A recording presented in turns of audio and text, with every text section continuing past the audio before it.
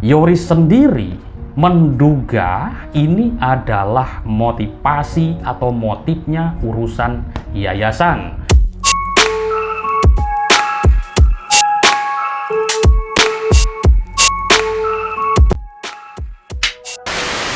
Baik teman-teman, dimanapun Anda berada, kasus pembunuhan Ibu Tuti dan Amalia di Subang, Jawa Barat ini sudah menjadi perhatian masyarakat Indonesia.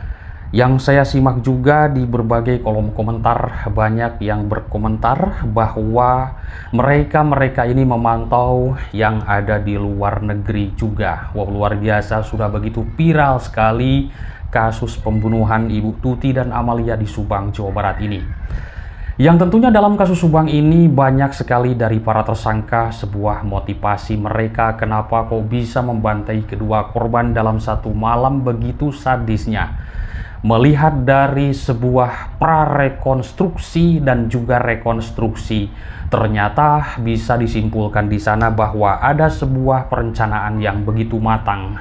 Dan ada juga pernyataan dari Pak Yosep Hidayah melihat sesuai dengan keterangan seorang tersangka Ramdhanu bahwa di situ akan ngasih pelajaran terhadap Ibu Tuti dan Amalia. Itu menurut keterangan Danu yang sudah kita simak di rekonstruksi waktu bertemu di sebuah warung pecel lele di Jalan Cagak, Subang, Jawa Barat ini. Teman-teman, dalam sebuah perbincangan di publik yang saya simak, di sini banyak juga yang bertanya tentang apa sih motivasi mereka dengan masalah pembunuhan ini. Baik, teman-teman, di video kali ini kita akan kupas juga tentang masalah pengakuan terbaru yang begitu mengejutkan dari saksi Yoris. Yang mana sudah kita ketahui bahwa saksi Yoris ini adalah seorang ketua dari sebuah yayasan yang menaungi SMP dan SMA di Serang Panjang, Subang, Jawa Barat ini, dan yayasan tersebut dikelola oleh keluarga besar dari Yosep Hidayah.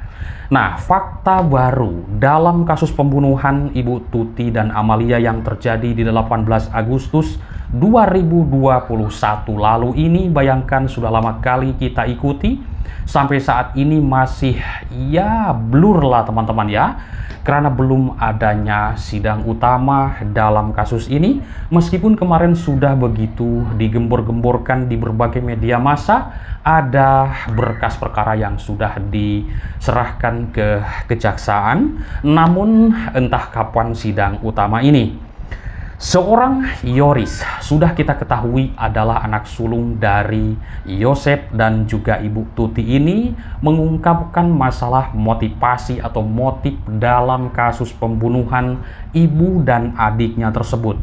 Diduga kuat, ini dugaan dari seorang Yoris, adalah sebuah urusan Yayasan Bina Prestasi Nasional yang menaungi SMP dan SMK. Tuh, Yoris sendiri menduga ini adalah motivasi atau motifnya urusan yayasan. Yang tentunya di dalam sebuah yayasan tersebut banyak uang mengalir.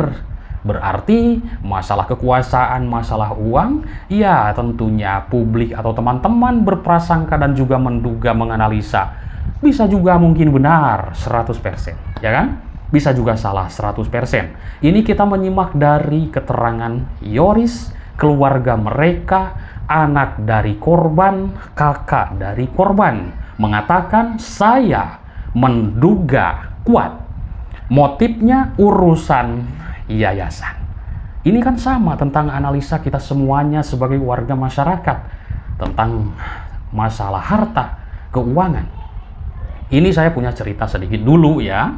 Dan videonya sudah saya take down karena saya banyak ditelepon oleh Pak Yosep Hidayah. Waktu itu pertama saya membahas masalah ekspresi tentang Pak Yosep, mengambil dari sebuah artikel dan juga channel Mbak Popi yang sangat luar biasa, seorang pakar mikro ekspresi di Indonesia ini.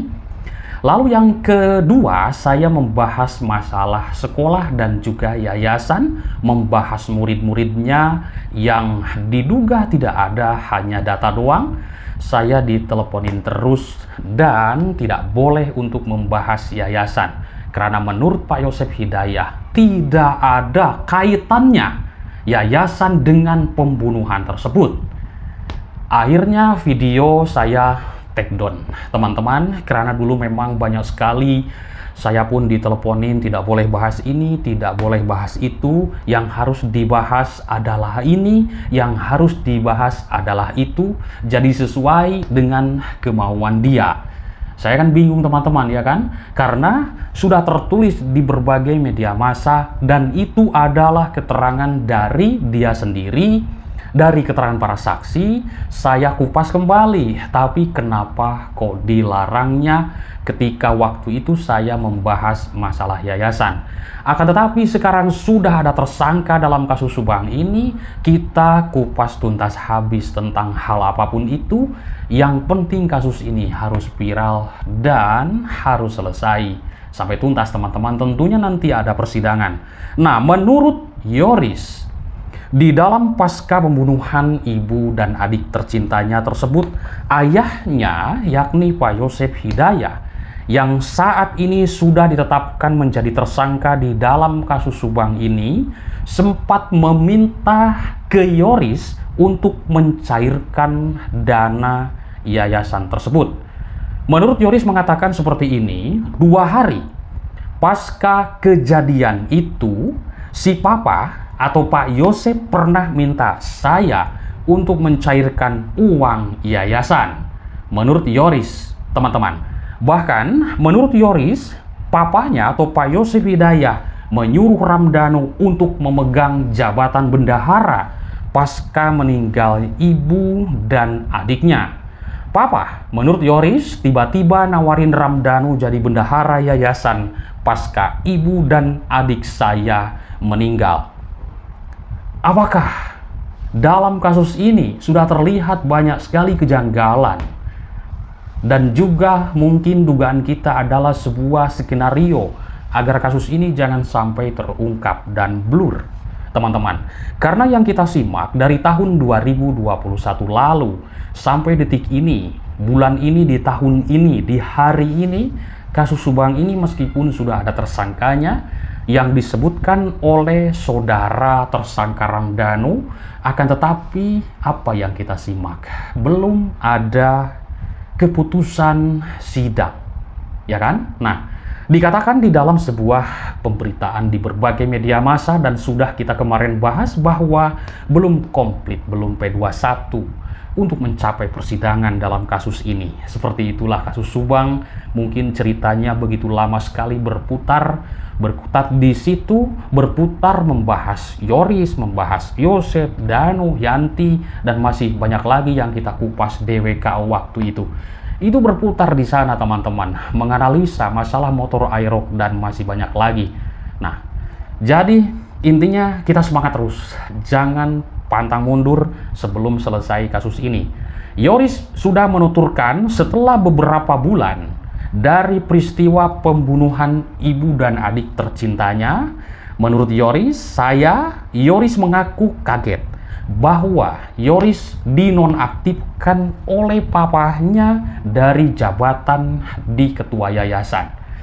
Apakah tidak banyak kejanggalan dalam kasus Subang ini? Berarti ya bisa juga 100% analisa kita semuanya sebagai warga masyarakat bisa juga salah. 100% analisa kita sebagai warga masyarakat dalam menganalisa kasus Subang ini, karena memang cerita kasus Subang ini seperti inilah, teman-teman. Oke, teman-teman, menurut Yoris, setelah saya dinonaktifkan dari ketua yayasan, kemudian tidak lagi, yaitu lama dari situ, si papa atau Pak Yosef menurut Yoris telah menarik uang yayasan sebanyak 2 kali bersama kepala sekolah dan bendahara sekolah. Tuh kan, pasca peristiwa pembunuhan yang sudah menimpa Ibu Tuti dan juga anaknya Amalia Mustika Ratu, kondisi sekolah yaitu SMP dan juga SMK yang di bawah naungan Yayasan Bina Prestasi Nasional. Kemarin sudah saya bahas tepatnya di Serang Panjang, teman-teman. Kalau dari Jalan Cagak itu lurus arah Purwakarta. Disitulah ada sebuah gedung terbengkalai sekarang ini, yaitu Yayasan Bina Prestasi Nasional atau sekolah SMP dan SMK, teman-teman ya. Tepatnya di Cijengkol, seperti itu. Nah, di sana itu sudah tidak ada aktivitas belajar mengajar, dan juga banyak yang menganalisa bahwa muridnya pun fiktif, hanya catatan doang, hanya tulisan jumlah 100 sekian, 90 sekian misalkan, atau 1000 sekian muridnya, tapi hanya catatan doang, tidak ada orangnya. Dan sekarang sudah kumuh, teman-teman, banyak yang rusak bangunannya. Kemarin saya lewat ke sana, cuman tidak vlog, hanya melihat, dan sudah banyak rumput atau ilalang yang begitu tinggi, teman-teman. Nah, apakah tidak banyak kejanggalan dalam kasus ini? Banyak sekali kejanggalan dari hal sekecil terkecil apapun, teman-teman. Kejanggalan sudah begitu nampak sekali, dan publik sangat pintar menilai tajam dalam kasus ini. Seperti itu, teman-teman. Nah, Yayasan Bina Prestasi Nasional ini menjadi perdebatan di masyarakat tentang hal sebuah motivasi dalam kasus ini. Benarkah kasus ini motifnya adalah harta kekuasaan atau keuangan? Ikuti terus, teman-teman. Jangan bosan-bosan, karena kasus ini belum selesai. Terima kasih atas perhatiannya. Salam sehat untuk semuanya. Bye-bye.